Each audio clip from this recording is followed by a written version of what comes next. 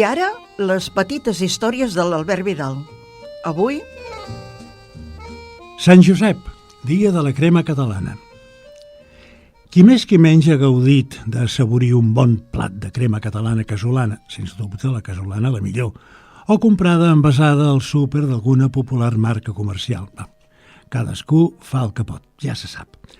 Forma part dels costums catalans més antics menjar un plat de crema el dia de Sant Josep, 19 de març, i ja apareix en el receptari medieval de Sant Sobi, d'autor anònim, de 1324, en el Llibre del Coc, escrit en català de l'època, atribuït al mestre Robert de Nola, que era cuiner del rei Ferran de Nàpols, i que va ser publicat a la ciutat de Barcelona el 1520.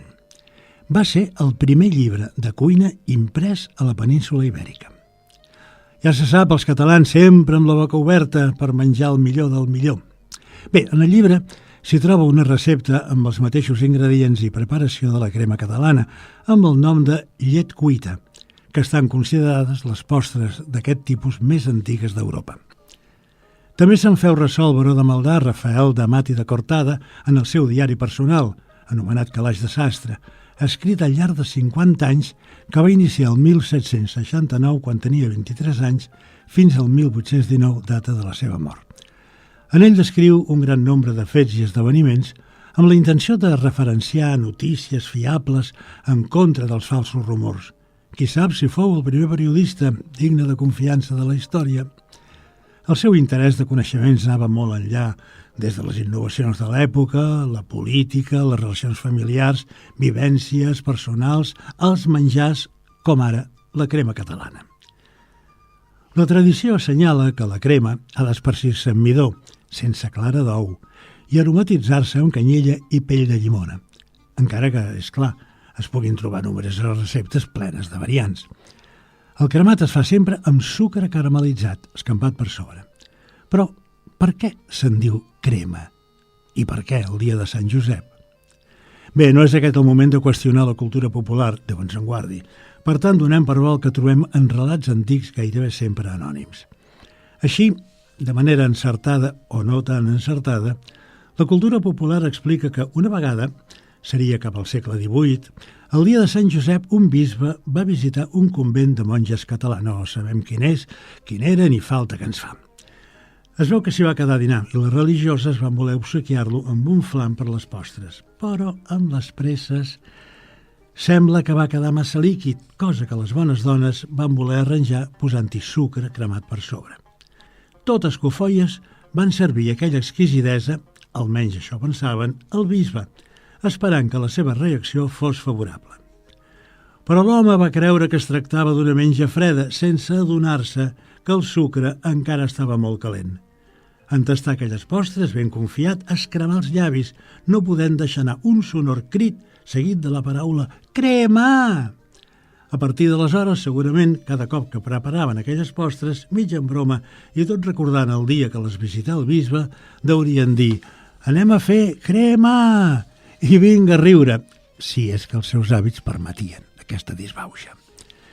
D'aquí vindria, doncs, si la cultura popular no s'equivoca, i no sol fer-ho, que la crema rebi justament el nom de crema, amb l'afegit de catalana, ja que es diu que passa aquí això. I com diuen els italians, se non è vero ben trovato, si no és cert, està ben empescat. Fins la propera història.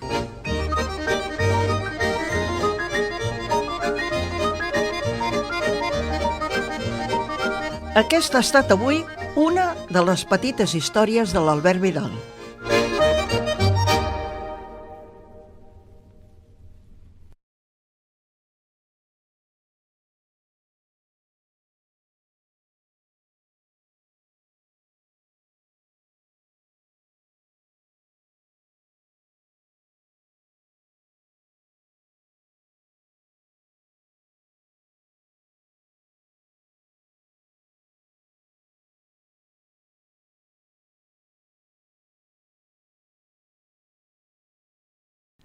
Totes cofoies van servir aquella exquisidesa, almenys això pensaven, al bisbe, esperant que la seva reacció fos favorable. Però l'home va creure que es tractava d'una menja freda, sense adonar-se que el sucre encara estava molt calent. En tastar aquelles postres, ben confiat, es cremà els llavis, no podent deixar anar un sonor crit seguit de la paraula «crema». A partir d'aleshores, segurament, cada cop que preparaven aquelles postres, mig en broma i tot recordant el dia que les visità el bisbe, deurien dir «anem a fer crema!» i vinga a riure, si és que els seus hàbits permetien aquesta disbauxa.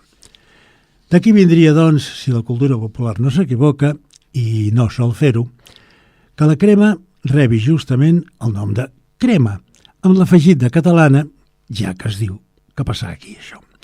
I com diuen els italians, se non è vero ben trovato, si no és cert, està ben empescat. Fins la propera història.